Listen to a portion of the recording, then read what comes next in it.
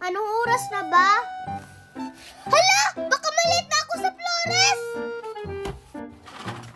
Excited na ako sa Flores. Sana masarap yung snack. Ano ba yan? Wala akong bulaklak. Saan kaya ako makakahanap nito? Ganda talaga ng bulaklak ko. Si Sophia ba yun? Ang ganda namang dala niyang bulaklak. Sophia! Ano yun, Mercy? Ang ganda naman ng bulaklak mo. Pwede sa akin na yan? Ha? Hindi pwede. Maghanap ka ng sariling bulaklak mo. Eh wala akong mahanap eh. Akin na lang yung sayo. Kumuha ka ng bagong bulaklak mo. Hindi talaga pwede eh. Ah, di talaga pwede? Akin na yan. Akin na yung bulaklak ko, Mercy. Akin na yan, akin na yan. Ibalik mo yan, Mercy. Ayoko tong ibalik sa'yo. Kumuha ka ng bago mong bulaklak. Hindi na lang ako pupunta sa Flores. Ayan, dito na nga ako mangunguha ng bulaklak. Ito. Ayan, ito yung gagamitin ko sa Flores de Mayo. Ayan, ang ganda. Asan kaya ako makahanap ng bulaklak? Anong oras na? Baka magsimula na yung Flores. Ay, ayun, may bulaklak.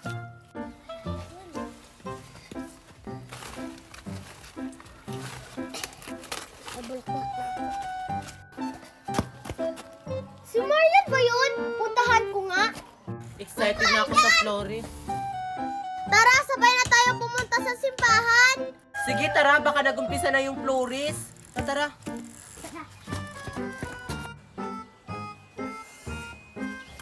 Ay, salamat. Wala pong tao. Ako pa yung unang nandito. Ay, salamat, hindi pa nagsimula yung Flores. Tara na.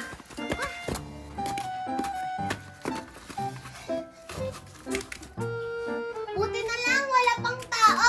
Oo nga. Ay, meron pala. Sino kaya yan, Mickey? Hoy! Ay! Si Mercy pala yan! Kala namin kung sino. Bakit? Anong sa atin? Wala. Mercy, alam mo ba kung nasaan si Queenie at saka si Sophia? Ah, si Queenie at si Sophia. Si Queenie natutulog nandun sa bahay nila. Sabi niya sa akin kanina, di siya pupunta dito. Si Sophia naman, pinaiyak ko. Ha, ano? Pinaiyak mo si Sophia, Mercy? Ba't mo naman pinaiyak si Sophia, Mercy? Ano bang kasalanan niya sa'yo? Huwag lang kayong mangialam. Ang sungit-sungit talaga ni Mercy, Mickey, no? Oo nga. Tara na, pumesto na tayo. Ilalagay na kasi yung bulaklak natin sa altar. Mga dog, itampanan sa mga bulak na dala. Ihalad na Kang Maria, Kay Makoy atong inahan. Ikaw ang babaeng putli. Maanyag pa kay sa bulak. Nagalungod kami sa imong tila. mga bulak na pinumpong, maoy among gidala-dala. Ang among maladugasas sa mga bihagon mong gugma, sa mga bihagon mong gugma, sa mga bihagon mong gugma. O inahan ng tangi mong kamahalan. Ginasimba karon na bulak, halad na mong kabulakan. Ginasabot sa inyong altar, Diyotay lamang kining nahalad, apan gikan sa akong gugma. O Maria, imong aming bendisyonan. O inahan ang imong kamahalan, ginasimba karon na bulak, halad na mong kabulakan. Ginasabot sa iyong altar, Diyotay lamang kining nahalad, apan gikan sa dakong gugma. O Maria, imo kaming bendisyonan. O inahan ang imong kamahalan, ginasimba karon na bulak, Halad na mong kabulakan. Hoy, bata! po yun? Ang pakisuyo nga, ibigay mo nga to sa simbahan. Snack yan ng mga bata doon. Sige po. Sayang, hindi ako pumunta sa Flores. Ang sarap pa naman ng snack nila. Ay, ayan. Tapos na silang mag-Flores. Oh guys, ito na yung snack nyo. Bakit si Sophia yung naghatid ng snack? Yan! May snack na! Wow, ang sarap-sarap naman ng snack natin. Akin tong chocolate. Yung sakin! Ito! Sito lang yung sayo! Sito lang? Tapos may bawas pa? Kawawa ka naman, Mercy. Sito lang yung sayo. Buti pa yung sa amin, oh. Meron akong chocolate. Anong tawag nito? Top sarap. Oh, tingnan mo. Tapos yung kay Mickey Combi. Ang sarap nito, oh. Ha! Deserve mo yan, Mercy. Ako yung nagbawas sa sito mo. Paipal ka talaga, Sophia. Mamaya ka sa akin. Tatara na, Mickey. Kainin na natin to dun. Tara! Lagot kayo sa akin. Ayan, kainin na natin to dito.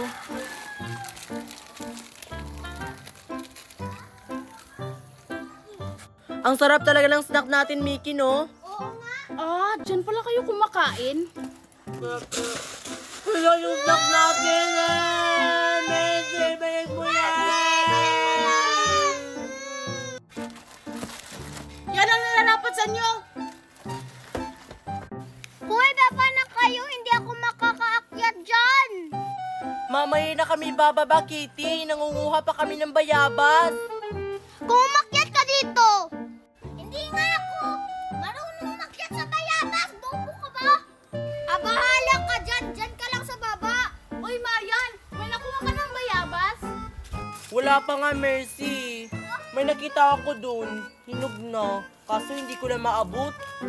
Abutin mo, kasi kami dito wala pa kami nakukuha. Kawawa naman si Kitty. Hindi siya makakaakyat. Bahala siya dun. Hoy, bumaba na kayo. Baka paparating na yung may-ari. Ano ka ba, Kitty? Yung may-ari. Umalis. Kita niyo kung nakauwi na. Tatalon tayo kapag papunta na yung may-ari. Ano ba to, Marian? Wala namang hinog tong bayabas na to. Lipat na lang kaya tayo. Sana naman. Wala nang ibang punong bayabas dito eh. Maghahanap na lang tayo. Oo nga, kasi wala pa kaming nakuhang bayabas. Parang may mga bata dun sa bayabas ko ah. Umanda kayo sa akin. Alam mo na, May mga bata nga! hello po. Hoy, mga magnanakaw! Guys, nandito na yung may-ari. Lagot kayo. Hello!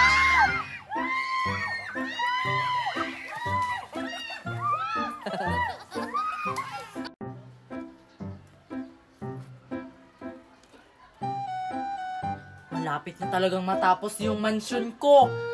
Papainggit ko talaga to sa mga kaibigan ko na napagawa kami ng bagong bahay. Tara, hanapin natin sila. Maglalaro tayo. Mami, aalis mo na ako. Saan ka na naman pupunta, Kitty? Ang init-init to. Makikipaglaro ako sa mga friends ko. Maglalaro ka? Ang init-init to. Mami, hindi naman kami maglalaro sa init. Payagan mo naman ako, please. Sige na nga, papayagan na kita. Yes, thank you, Mami. I love you. Oy, Mickey, may utos ako sa'yo para matapos na itong mansyon natin. Yan na yun, Mami. Puntahan mo yung ninang mo, si Ninang Donna. Singilin mo yung utang niya sa akin para makabili tayo ng mga materyales dito sa bahay para matapos na itong mansyon natin. Sige, Mami. Magkano po yung utang niya? 500,000 anak, singilin mo yon. Sige po, Mami. Asa na ba tong si Mare? Babayaran ko na yung utang ko sa kanya. Yung mga bata. Ano po yun, Ninang Donna? Nakita nyo ba yung kumari ko? Ay, si Aling Meret. Hindi po. Ganun ba? Sige, salamat. Ang laki naman ng utang ni Ninang Donna kay Mami. Nasaan na ba yung anak ko? Ay, Marinda To the moon, Mare. Joke lang. Pupunta ako dun kay Maring Miret. Magbabayad kasi ako ng utang ko. Sana all makakabayad ka na ng utang kay Maring Meret. Ako hindi pa nakakabayad. Magbayad ka na. Sige na, Mare. Hahanapin ko pa siya. Saan ba yung anak ko? Ang tagal naman niya. Ay! Mickey, sakto nakita kita. Saan yung mami mo? Ay, si Mami nandun po sa pinapagawa naming bahay. Saan? Wala naman ako nakitang bagong pinapagawang bahay dito sa barangay natin. Nandun po sa kanto. Ay, yung utang mo pala, sabi ni Mami. Yun na nga, magbabayad ako sa utang ko. Sige, pupunta na ako dun, ha. Asan na ba si Mickey?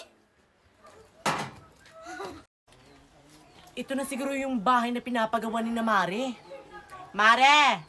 Mare! Maring Meret! Mare! Maring Meret! Uy, Mare, sakto nandito ka na. Yung utang mo. Yun na nga, magbabayad na ako. 500,000 ba yun, di ba? Oo, Mare, para matapos na tong mansyon namin. Ah, teka Mare, bakit nagpapagawa ka ng bahay? Kasi, Mare, nagmura na yung mga materyales sa bahay kaya nagpapagawa ako ng mansyon. Talaga Mare, nagmura na yung mga bilihin sa pagpapagawa ng bahay? Oo, bagong Pilipinas na kasi, Mare, kaya magpapagawa ka na rin ng bagong mong bahay. Sige Mare, magpapagawa rin ako ng bahay. Sasabihan ko yung asawa ko. O, ito na yung utang ko sa'yo, oh.